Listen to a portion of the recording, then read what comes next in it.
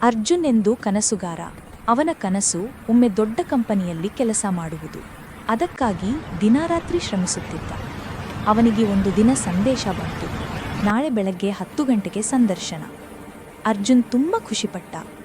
ಅವನು ಸೂಟ್ ತೊಟ್ಟು ಕೂದಲನ್ನು ಸರಿಪಡಿಸಿ 9 ಕಂಪನಿಯ ಬಾಗಿಲಲ್ಲಿ ನಿಂತ.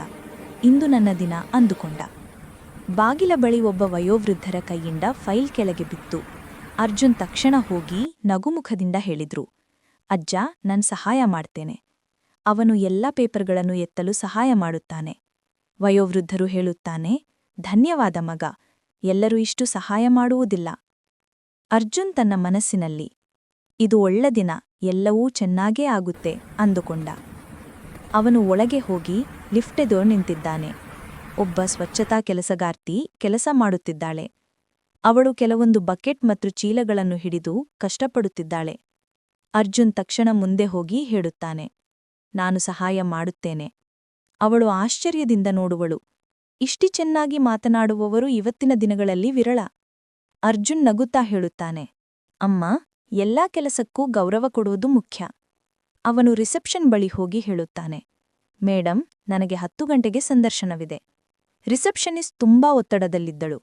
ಅವಳ ಮುಖದಲ್ಲಿ ಕಳೆ, ಕಂಠದಲ್ಲಿ ಕಳವಳ. ಅವನು ನಗುಮುಖದಿಂದ ಹೇಳುತ್ತಾನೆ, ಮೇಡಮ್, ನಿಮಗೆ ಒಮ್ಮೆ ಕಾಫಿ ಬೇಕಾ? ನೀವು ತುಂಬಾ ಕೆಲಸ ಮಾಡ್ತೀರಾ. ಅವಳು ನಗುತ್ತಾಳೆ. ಅದು ತುಂಬಾ ಮಧುರ ಮಾತು ಸರ್, ಧನ್ಯವಾದಗಳು. ಅರ್ಜುನ್ ಸಮಯ ನೋಡುತ್ತಾನೆ. 9:55. ಅವನು ಉಸಿರೆಳೆದು, ಸರಿ, ಈಗ ಸರಿಯಾದ ಸಮಯ ಅಂದುಕೊಂಡು ಒಳಗೆ ಹೋಗುತ್ತಾನೆ. ಕೊಠಡಿಯ ಬಾಗಿಲು ತೆರೆದು ಒಳಗೆ ಮ್ಯಾನೇಜರ್ ಕುಳಿತಿದ್ದಾಳೆ. ಅವಳು ಕಾಗದಗಳನ್ನು ನೋಡುತ್ತಾಳೆ. ನಂತರ ಅರ್ಜುನ್ ಕಡೆ ನೋಡುತ್ತಾಳೆ. ಅರ್ಜುನ್? ಹೌದು ಮೇಡಮ್. ಅವಳು ತಕ್ಷಣ ಹೇಳುತ್ತಾಳೆ, ನೀವು ತಡವಾಗಿ ಬಂದಿದ್ದೀರಿ. ಅವನು ಆಶ್ಚರ್ಯದಿಂದ, ಮೇಡಮ್, ಆದರೆ ನಾನು 30 ನಿಮಿಷ ಮೊದಲು ಬಂದಿದ್ದೆ. ಅವಳು ಸ್ವಲ್ಪ ನಗುತ್ತಾಳೆ. ಹೌದು, ನಿಮ್ಮ ಸಂದರ್ಶನ ನಾನಲ್ಲ, ಆ 3 ತೆಗೆದುಕೊಂಡರು. ಯಾರವರು? ಅವರೇ, ಸುರಕ್ಷಾ ರಕ್ಷಕ, ಸ್ವಚ್ಛತಾ ಕೆಲಸಗಾರ್ತಿ, ರಿಸೆಪ್ಷನಿಸ್ಟ್. ಅವರು ನಮ್ಮ ಕಂಪನಿಯ ನಿಜವಾದ ಮೌಲ್ಯಗಳ ಪರೀಕ್ಷೆ. ನಾವು ಕೇವಲ ಪ್ರತಿಭೆಯನ್ನು ನೋಡೋದಿಲ್ಲ, ನಾವು ವ್ಯಕ್ತಿತ್ವವನ್ನು ನೋಡುತ್ತೇವೆ. ಅವಳು ನಗುತ್ತಾ ಕರಿಚಾಚುತ್ತಾಳೆ. ಅರ್ಜುನ್, ನೀವು ಆಯ್ಕೆಯಾಗಿದ್ದೀರಿ.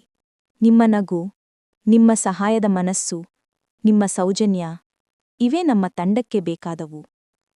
ಅರ್ಜುನ್ ಕಣ್ಣಿನಲ್ಲಿ ಕಣ್ಣೀರು. ಅವನಿಗೆ ಅರ್ಥವಾಗುತ್ತದೆ, ಜೀವನದಲ್ಲಿ ದೊಡ್ಡ ಯಶಸ್ಸು ಪರೀಕ್ಷೆಯಲ್ಲ, ಮನಸ್ಸಿನ ಸೌಜನ್ಯದಲ್ಲಿದೆ.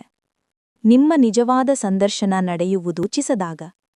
ನಿಮ್ಮ ಕೆಲಸಗಳು ಮಾತನಾಡುತ್ತವೆ, ನಿಮ್ಮ ರೆಸ್ಯೂಮೆ ಅಲ್ಲ.